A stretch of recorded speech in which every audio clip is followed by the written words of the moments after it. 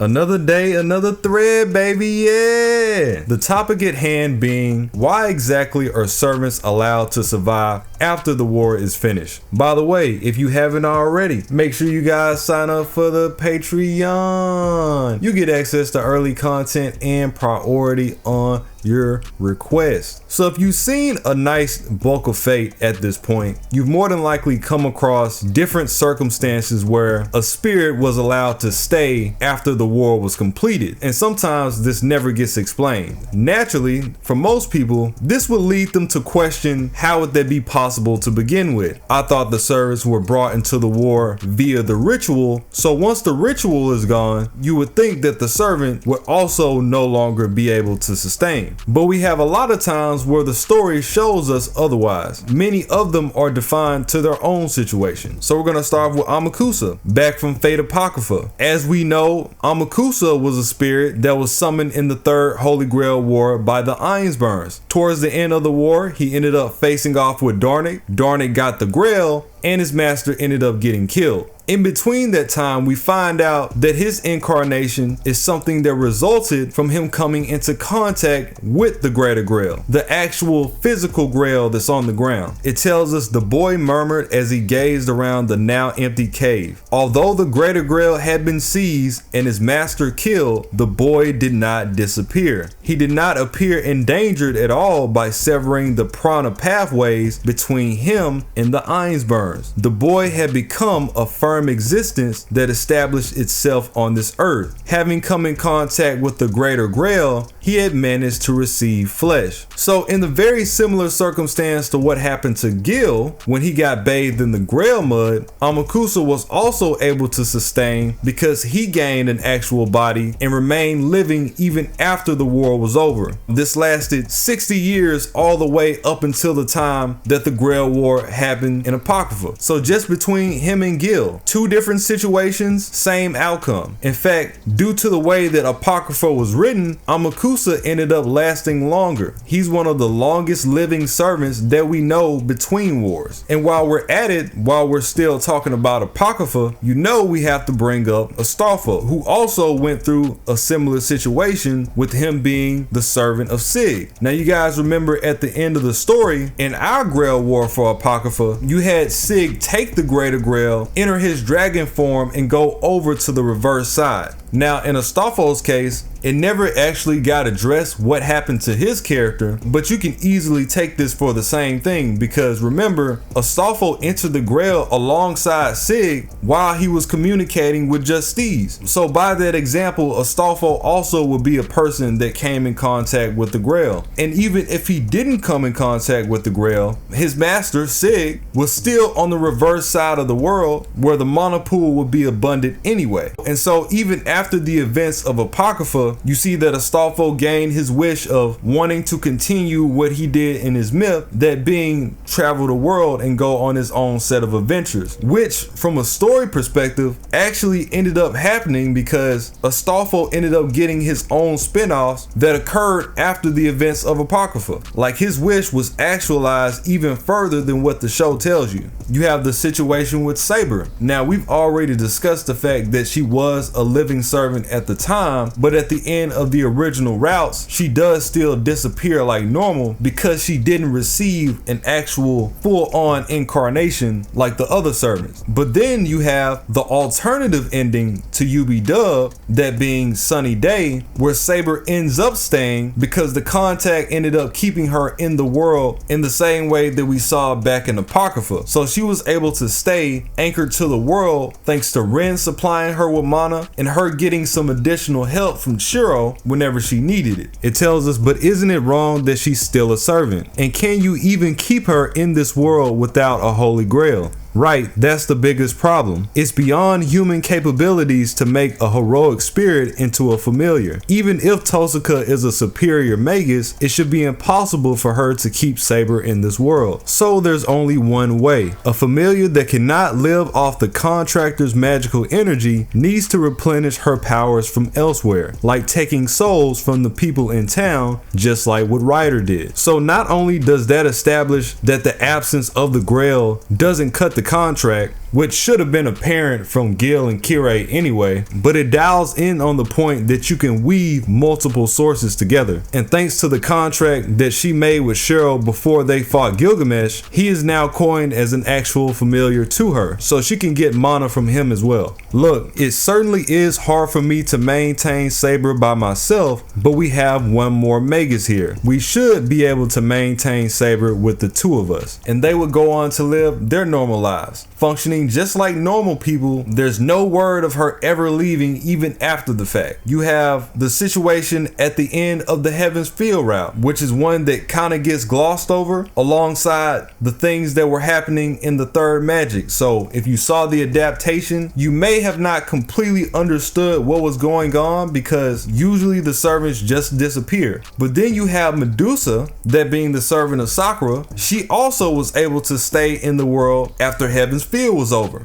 and this is after the Grail was blatantly destroyed. So the story multiple times makes this clear distinction that the ritual is just revving the engine. What's really keeping them there is an efficient magical source, usually that being the master, but you can also get it from other places too. That just happens to be the most convenient one. It's the same reason why a servant by default can completely sever ties with their master and just go get another one right after. If the ritual was the only thing that was connecting them to the world, then they would disappear right off the bat as soon as they lose that first original connection. You know, the same way that Medea severed her connection with her master and ended up finding a new one in Kazuki. In Medusa's case, this gets explored even further because, as we know, Sakura was a lesser grail, a manufactured grail that was created by Zoken all the way back in Fate Zero. And so Sakura can still house an abundance of that energy from everything that was going on in Heaven's Field even after the war took place. And we see that in Hollow Ataraxia when we realize that Medusa still survives, still living a normal life just like everybody else, because of that connection to Sakura. And that leads up into a lot of the other events, a lot of the development that happens between her, Sakura, and the rest of the cast that you see going down throughout Ataraxia. And one I'm sure a lot of people don't talk about is the evolution that went down in Fate Requiem. Now, Fate Requiem is a lot different from the Fuyuki Grail War because the 5th Grail War takes place in 2004, but Requiem takes place in 2025. And by this point in time in the world of Requiem, get this, everybody has a servant. That's what the entire story of Requiem is based around. Everybody has a servant by this point because of what went down in the Grail Wars, and so it's become a normalcy. The last war that occurred before the events of Requiem caused a shift in the world itself that gave the humans that were present holy grails. So everybody is able to continuously keep a servant around even after that war is ended. You might just go up the street and see a servant downtown casually. And I think that's one of the many things that make Requiem so interesting at its base. It tells us in the modern era, each and every person held within their heart a tiny holy grail, which was nothing more or less than that person's preordained destiny. And each and every person was capable of summoning a servant allotted to them by fate in accordance with the guidance of the grail. Now, there is the flip side to this, because I'm sure people are going to bring up, okay, well, what about when this doesn't occur? You know, you think about the events of FGO, where in Singularity F, Salter was the one that dominated the war. She received a grail and she ended up standing guard to the Singularity all the way up until the point where we ended up taking her down. But even in respects to what happened in that Singularity, what happened in that chapter specifically, she also would have survived without any direct intervention. If we say nothing came to stop her, if we say that the Singularity doesn't implode, there's nothing to actually take her away from the world. And we do have some comments that get a little more into some of these. The first one, the grail isn't what keeps them in the world, the masters are the anchors.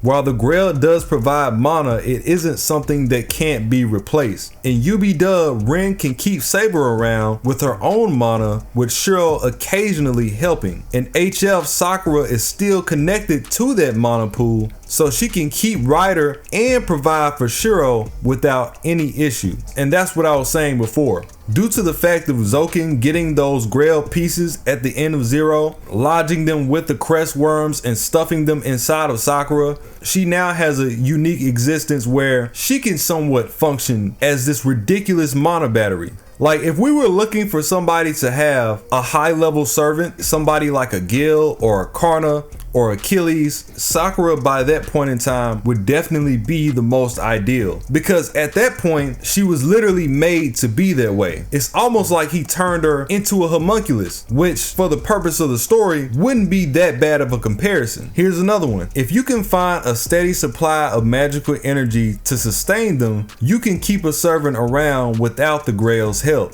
Also, if you win the war or otherwise use the Grail's power, you can incarnate a servant so they don't need magical energy to remain manifested. This is what happened to Gilgamesh in the fourth war, though Kirei also used the orphans of the Fuyuki fire as batteries so he could power his phantasms as well. Sakura has this massive reservoir of mana due to being linked with the Grail and is easily able to maintain Ryder and Shiro following Heaven's Field. In fact, even with that, she still has too much and has to regularly transfer mana out of her body to maintain health. In the Sunny Day ending of UB-Dub, Rin does a similar thing, though in reverse, as she uses extra mana from Shiro to maintain Saber. And those are more things that you have to take into consideration. On top of what she had going on with Medusa, she also had to support Shiro because he lost his original body and he was now inside of the puppet. But since his circuits were weak, since he had a weak magical foundation, she had to make up the other half. She also had so much magical energy, she had too much, that she had to siphon some of this out. It tells us that's right. Sakura's body still has after effects from Angra Mainyu. Even with the contract broken, she's still a Holy Grail. She was connected to Angra Mainyu, so she's still connected with the other side. Vast amounts of magical energy are collecting in Sakura's body, and she has to periodically let it out. It's because of that magical energy that she can keep Ryder,